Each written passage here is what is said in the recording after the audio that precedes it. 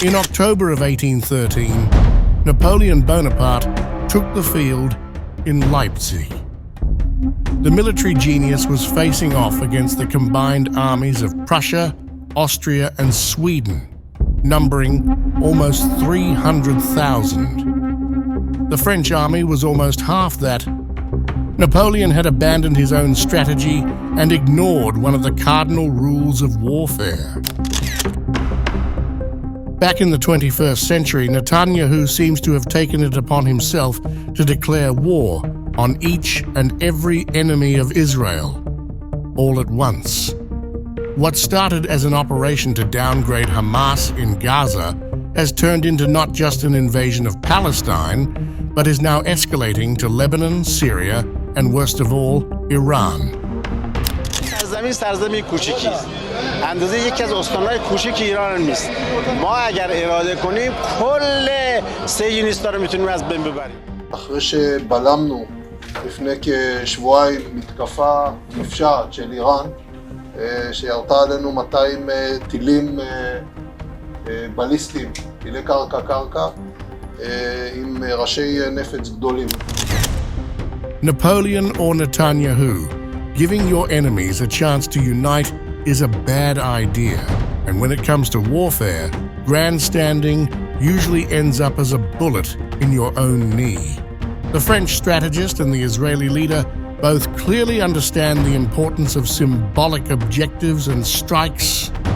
In 1813, Napoleon decided he wanted to conquer Berlin and Prague. Earlier debacles, like his Russia campaign, failed to deter him.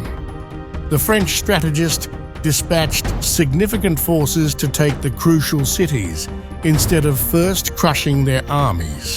By 1814, the alliance against Napoleon had solidified, and France was invaded. Napoleon was forced to abdicate, returning to power in 1815, only to have his illustrious career end at the Battle of Waterloo.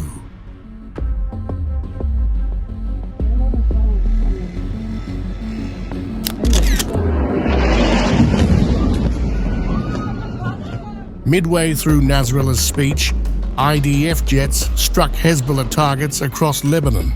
To top off the mockery, flares were dropped over Beirut, even as Israeli jets Sonic boomed over Lebanon's capital. The flares symbolically were lighting up the path for a greater Israeli attack. Days later, the infamous Hezbollah chief himself was killed. The 19th of September blitz came days after pagers, walkie-talkies, and other Hezbollah devices began exploding throughout Hezbollah. The IDF's actions were an act of war against Lebanon, roared a fuming Nasrallah. But the man likely did not predict the coming storm. قررنا معادلة جديدة اسمها معادلة إيلام العدو حتى يحس بالوجع.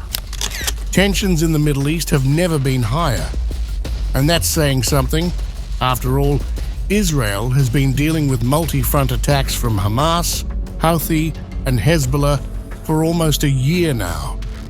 Iran's proxies have gone all out since the October 7th Al-Aqsa flood.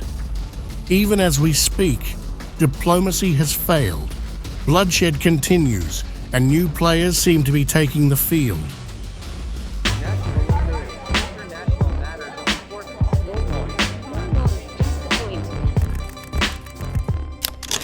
What's happening there is a catastrophe, a chronification of a humanitarian crisis.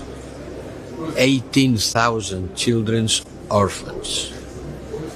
20% of the Lebanese population has to leave. 400,000 children have to leave their houses in Lebanon alone. Another attack to UNIFIL. I hope the Council will strongly condemn the attacks of the Israeli forces against UNIFIL. For over a year now, since the horrific October 7th attack and counter, the US claims to be working day and night to resolve the situation. In each of his calls, the secretary reiterated the United States' commitment to Israel's security. And that's why, over the weekend, Secretary Austin authorized the deployment of a Terminal High Altitude Area Defense, or THAAD battery. Amid the chaos, Israel seems to be blaming its allies in Europe and the United Nations. Then, an attack on a Blue Helmet base by IDF tanks has sparked global outrage.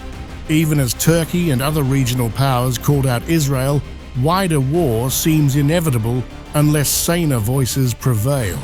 Güvenlik Konseyi'nin İsrail'i durdurmak için daha neyi beklediğini açıkçası biz de merak ediyoruz.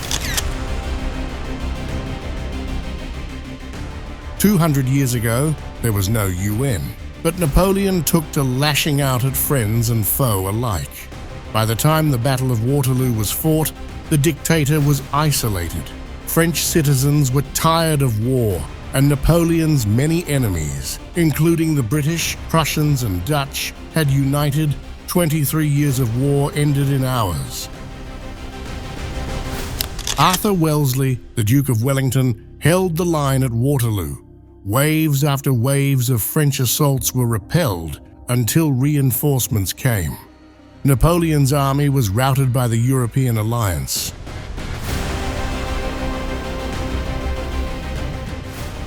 In late September, amid IDF's fight to downgrade Hamas, Moody's ratings downgraded Israel for the second time in 2024.